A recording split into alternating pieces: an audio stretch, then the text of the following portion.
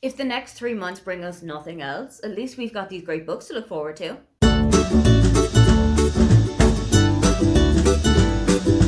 Hi, welcome, come on in. My name is Aoife, and today I am taking you through some of the great books that are coming out between April and June that I think you really need to put on your TBR.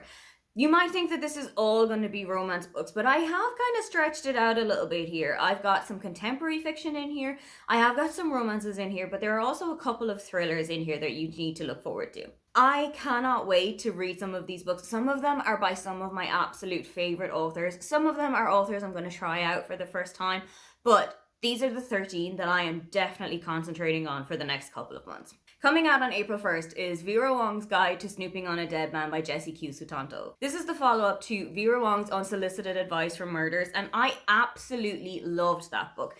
Vera Wong really burrowed her way into my heart as an absolutely adorable character. She's in her 60s or so, and she is the owner of a tea shop in San Francisco, but she also leads a double life. Vera Wong's big pleasure in life is solving crimes and figuring out who the murderer is. One day, Vera runs into a young woman named Millie outside of a police station. Millie is distraught because of the disappearance of her best friend Thomas. So Vera befriends Millie and helps her to figure out what happened to Thomas and try and put all of the clues together. This is a super cute and cozy mystery, and if that's the market that you're in for this year, I would definitely recommend this series. Also coming out on April 1st is Say You'll Remember Me by Abby Jimenez. Now, Abby and I have had a tumultuous relationship. I really did not enjoy The Friend Zone. It's possibly one of the worst books that I've ever read, but her subsequent novels have really worked for me. So I am intrigued by this one. Samantha finds an abandoned kitten on the road and brings it into the local vet, who is Xavier. While they are talking and while Xavier is treating the kitten, they kind of hit it off, but he also doesn't really have the best way with words. Xavier tries to make it up to Samantha when she comes back to collect the kitten and asks her if she'll go out on a date with him so that he can show her who he truly is. When they actually do go out, they have a really great time together. It is the best first date that either of them have ever been on, and it might just be the best first date that's ever happened in history. But there is an issue. Samantha is going back to her parents' place the next day, and she is not planning on coming back. She begs Xavier to forget who she is and just move on with the rest of his life, but distance is just a small little thing when these two are concerned. Coming out on the 8th of April is Swept Away by Beth O'Leary. I've really enjoyed Beth O'Leary's works, but a little bit like Abby Jimenez, we've had our ups and downs recently. But I've had a great time with the last couple of books that she's brought out, so let's just see what Swept Away does. This is about Lexi and Zeke. Lexi is out on the prowl for a one-night stand, whereas that's not something that Zeke has ever been looking for. But the two of them meet at a bar and they really hit it off, so Zeke brings Lexi back to his houseboat and they spend the night together. The next morning, panic kind of arises because the houseboat that they were staying on has drifted out to sea. Now that they are out in the middle of the North Sea, supplies are starting to dwindle and communication is starting to become a little bit more difficult with mainland.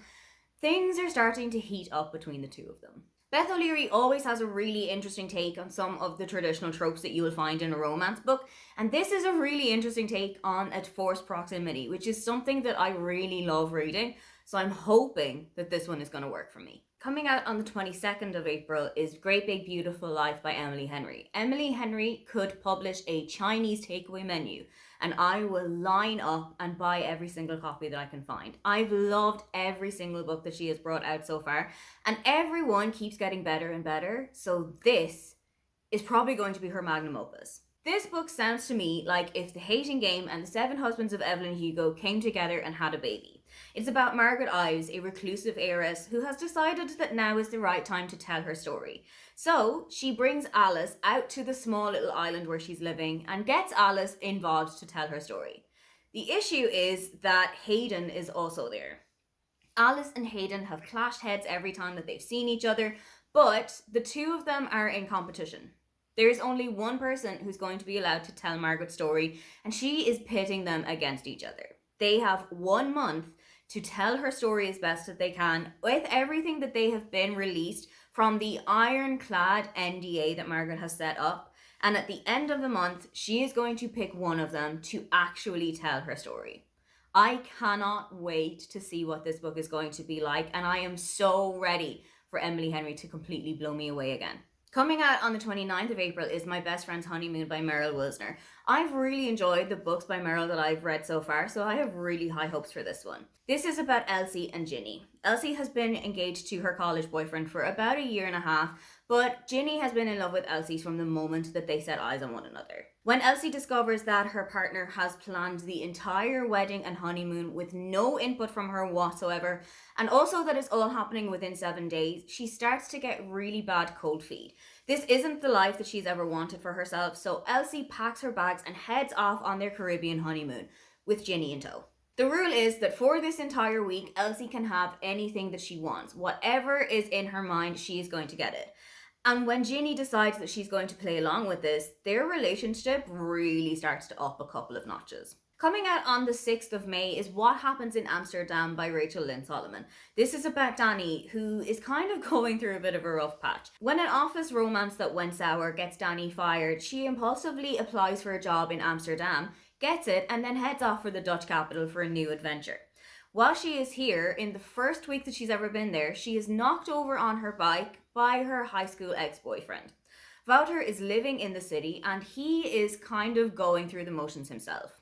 His family is loaded, but for him to get his money, he needs to be married to someone. When Wouter and Danny decide that they are going to marry one another because Danny needs the visa and Wouter needs somebody who's going to be on his arm as his wife, they never expected that all of the feelings that they had for each other when they were 17 will start crawling back into the surface. 2 days later, on the 8th of May, comes One Golden Summer by Carly Fortune. This book is the follow-up to Every Summer After, and instead of Percy and Sam, in this book we're following Sam's older brother, Charlie. When Charlie was 19, his picture was taken by Alice, and this photo went viral. It exploded her career in a way that she wasn't expecting, but now that she's back on the island and getting to know Charlie a little bit better, the meaning of the photo is starting to take a much deeper meaning in her life. Coming out on May 13th is Dream On, Ramona Riley by Ashley Herring Blake. I have had a bad time with the Ashley Herring Blake book that I read over Christmas, so I'm really hoping that this is going to get me back on the bandwagon. It's about Ramona Riley, who always had dreams of becoming a costume designer in Hollywood. And she was even studying costume design in college, but when her father had a car accident, she returned back to her small town in New Hampshire so that she could take care of him and be there for him.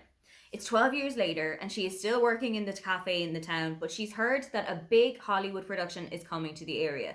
They're going to be filming, they're going to be setting up around the area, and she has also heard that the star of the show is Dylan. Dylan is the girl with whom Ramona had her first kiss back then, and they haven't really been keeping in touch ever since. Dylan is here because she wants to prove that she's not just a nepo baby with no talent. She actually wants to take on the big serious roles that everybody thinks she's not capable of. While she's here, she started working in the local cafe, she starts integrating with the community, and she and Ramona start to get to know each other a little bit better as adults. Coming out on June 6th is My Friends by Frederick Backman. I am ready for this man to ruin my day. This book is about Louisa, who is 18 years old and has come into the possession of one of the world's most famous pictures. In a small little corner of the painting, there are 3 little figures all kind of closed in together, sitting on the pier at the lakeside. Nobody knows the origin of these 3 people and nobody knows why it is that they're in the picture in the first place. But that's what Louisa wants to find out. It takes her the whole way across the country and all the way back 25 years ago, where we learn about a group of 4 young teenagers who are all kind of outcasts but bound together by a really special bond. I absolutely love how Frederick Backman writes. He has the power to completely break me in half, but his writing is so beautiful and so emotive that I just know this is going to be one of the best books of the year. Coming out on June 5th is Atmosphere by Taylor Jenkins Reid. Taylor's one of my favourite authors of all time, so I just know this is going to be a phenomenal book. This is set in the 1980s and is following Joan Goodwin. She is training to become an astronaut at the Space Center in Houston, and all of the things that she is learning has completely changed her view of the world. How she sees herself, how she sees the other people that she is training with, but also how she sees her place in the world. While everything is going super well, on a mission in December 1984, everything changes. I am so intrigued to see how Taylor Jenkins Reid is going to write this one because her historical novels have all blown me away. So I am so ready to see what this one is going to bring. Coming out on June 17th is Sounds Like Love by Ashley Poston. Now, I haven't had a great time with the novel's love story last year.